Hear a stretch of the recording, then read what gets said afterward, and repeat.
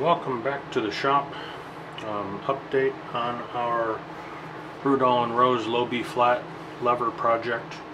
It's been a while since I've had time to work on this one. It really takes a lot of brain power, so I've got to allocate my time carefully. But even in light of that, I ended up making more work for myself yesterday. I had made a few weeks ago,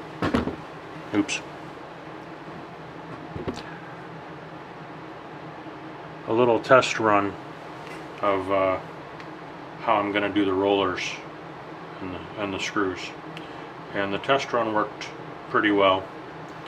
So I went ahead and brazed a chunk of silver onto one of the lever arms I had shaped, and unfortunately,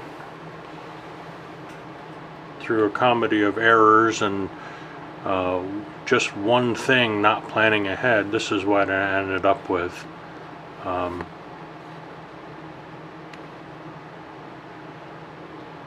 Really didn't work out.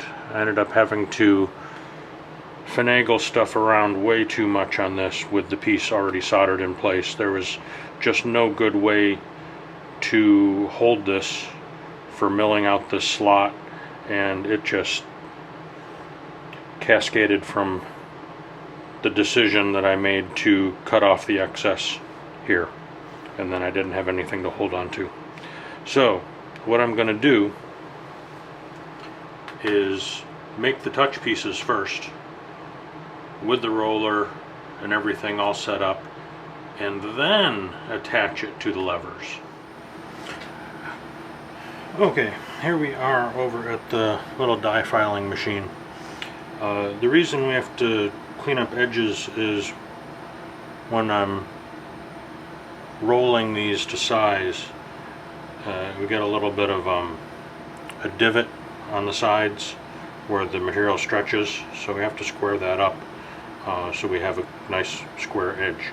I think I've described that in other videos when I was doing a lot of rolling.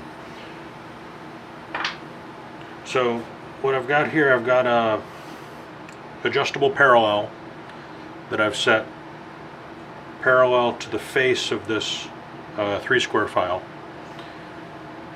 I've got my first side that I'm going to be trying to true up there. This is just an eyeball guide, so I can make sure that this is parallel and I'm not, moving it a lot. I'm not too concerned about this being square. That's not the hard part. It's the length. Get my hand out of the way. The length this way. Right now that's pretty wonky.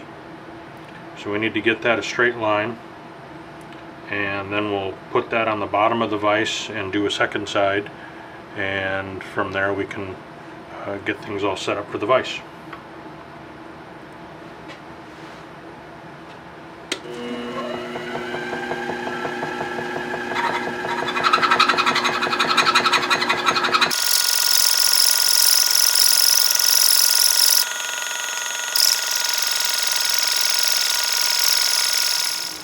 Okay, I just wanted to show you something real quick.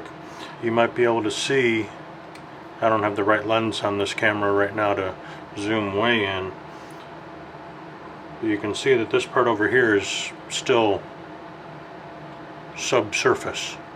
It's not leveled out, and that's okay. I have 3 edges here that are edge to edge flat area, and that's all I need for resting on a parallel on the milling vise. using this guy, it takes a little bit of getting used to, but I can put that on a machinist square, and that's square. And I credit that to the little vise that I made more than anything. But it is possible if you're leaning too hard to get a nice taper on pieces. But I just wanted to show that I'm not doing the entire face. I'm just getting enough so I have a square surface to sit on a parallel while I'm milling. Okay, I've got one piece of silver mounted up here in the vise. The blue is roughly where I'm going to cut the slot, but first I'm going to deck off the top and this edge here, just to get a nice square edge. Have a 3/8 end mill, carbide end mill here. I have the pulleys set on the slow side on this one. This mill can go up to 10,000 RPM, but I have it on the slow setting at the moment. This size mill with 4 flutes, well, flutes don't matter on RPM, but this size mill on silver should be going about 5,000 RPM. This is giving me a little bit of finish issues, but I'm not that concerned because everything's going to be hand filed and sanded everything and buffed. So that's what we're going to be doing here, and hopefully everything will go smoothly and I won't make a fool of myself.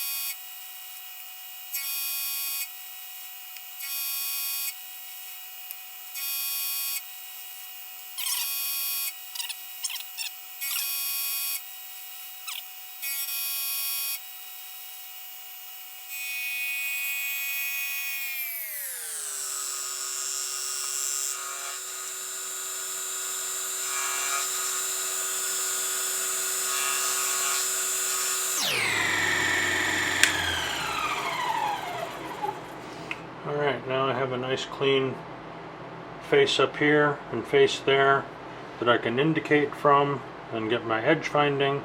First I'm going to measure and make sure I've got enough room for a 150 plunge without hitting the vise. I think I might have run out of room and all that material I took off the top here, but I'm going to measure and clean up my silver, put it in my silver depository box, and see what we've got for room. Okay, quick review on edge finders. What do you need them for? How do you use them? All that good stuff. I have to cut a groove here, a slot, a void for the roller. The end of the slot needs to start after, I'm going to say 80 thousandths, so I have 5 thousandths of room. Optimal is 75 in my design. And then I need to go 350 this way. But in order to do those things, I need to know where this edge is. So that's where this tool comes in. I'm going to fire this up. It's going to be wobbling. I'm going to move it in to touch the edge, and you will see it stop wobbling, but then you have to go a little bit more and eventually it will kick out to one side, and that's where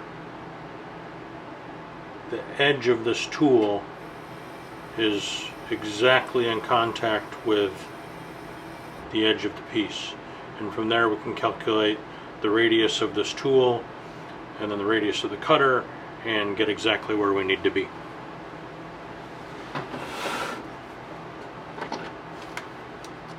You want to run these things about 1,000 RPM.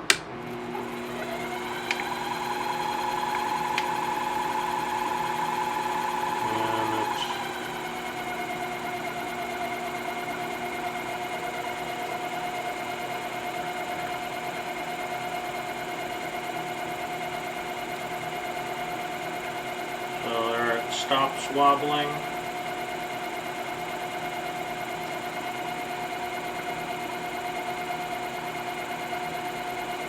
And there's the kick out. So that's where I set my 0. If I had a DRO, I would set it at 0 there. I do not have a DRO, so doing manual. And now I'm going to verify.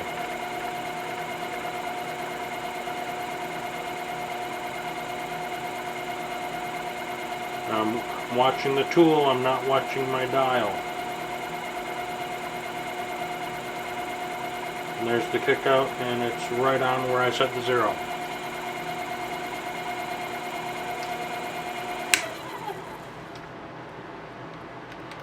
So now I have the wheel on 0, so this edge is right in line with the edge. This is 200 thousandths thick. So I move it 100 thousandths, and now the center of the tool is right over that edge. And now I can calculate when I get my cutter in place how I'm going to cut that. Okay, so now I have my cutter in place. As I jostle the camera around.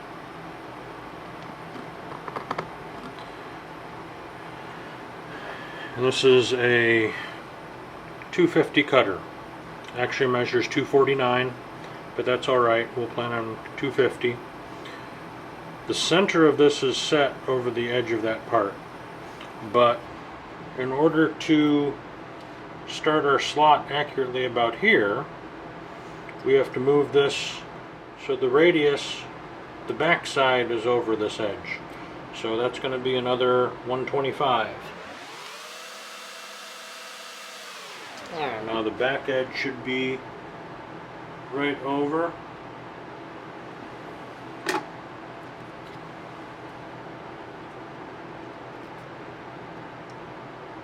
And by visual check, something is off. So I goofed on something. So be back in a minute after I figure out my goof. Okay, goof figured out. So now my back edge is lined up here, and I'm going to move it 80 thousandths off the edge.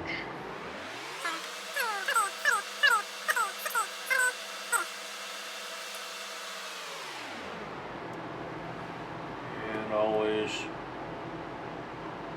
measure once, cut twice, and it's still too short. That looks okay. Now to get kind of close here, I've got a razor blade that is of known thickness of 9 thousandths. So I can set that to 9 thousandths shy, and now when I move this down 9, it should be right on 0. Move off just in case.